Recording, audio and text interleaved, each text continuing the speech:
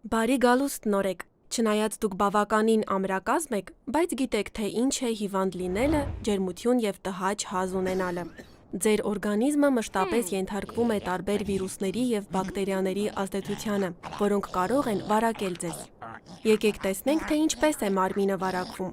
ինչ կարող ենք անել, որպեսզի պաշտպանվենք հիվանդանալուց, և ինչպես կարող ենք պայքարել վարակիչ հիվանդությունների դեմ։ Վարակիչ հիվանդություններն առաջացնում են վիրուսներն ու բակտերիաները, որոնք ներթափանցում են ձեր օրգանիզմ տարբեր եղանակներով։ Որոշները ներթափանցում են ֆիզիկական շփման, աղտոտված սննդի կամ բաց վերքերի, իսկ մյուսները քոշնչած օդի միջոցով։ Պատկերացրեք, որ գտնվում եք իմուն պարետի ուսումնական ակադեմիայում։ Դուք նստած եք ճեպազրույցի սենյակում գտնվող մյուս նորեկներից մեկի կողքին։ Նկատում եք, որ նա մի փոքր գունատ է և հազում է։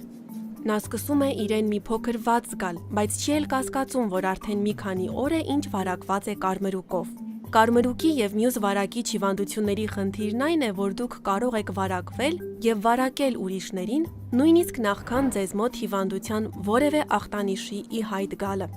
Կարմրուկ վիրուսը տարածվում է փոքրիկ կաթիլների միջոցով, որոնք ձեր ընկերն արտազատում է օդ, երբ նա շնչում, խոսում, փռշտում կամ հազում է։ Նրանք կարող են տարածվել մինչև 20 մետր և մնալ օդում ժամեր շարունակ։ Եթե սենյակում ոչ ոք պաշտպանված չէ, գրեթե բոլորը վարակվելու են, այդ թվում դուք։ 1-2 շաբաթից դուք կսկսեք նկատել կարմրուկի առաջին ախտանշանները, ինչպես դա նկատել է ձեր նոր ընկերը,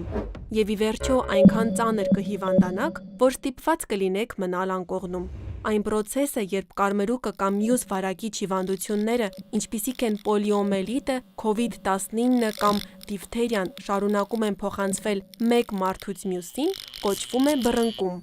Բռնկումները վտանգավոր են, քանի որ որքան շատ մարդիկ վարակվեն, այնքան վիրուսը կամ բակտերիաները ավելի մեծ հնարավորություն կունենան հասնելու այն մարդկանց, որոնք չեն կարող պայքարել դրանց դեմ և կարող են հայտնվել հիվանդանոցում։ Ոմանք նույնիսկ կարող են մահանալ։ Մեզ անհրաժեշտ է ձեր օգնությունը բռնկումները կանխելու և կյանքեր փրկելու համար։ Սակայն նախ պետք է ավելին իմանալ վարակիչ հիվանդությունների մասին, և թե ինչպես է աշխատում իմունային համակարգը, և թե ինչպես պատվաստումը կարող է պաշտպանել ձեզ և ուրիշներին հիվանդանալուց։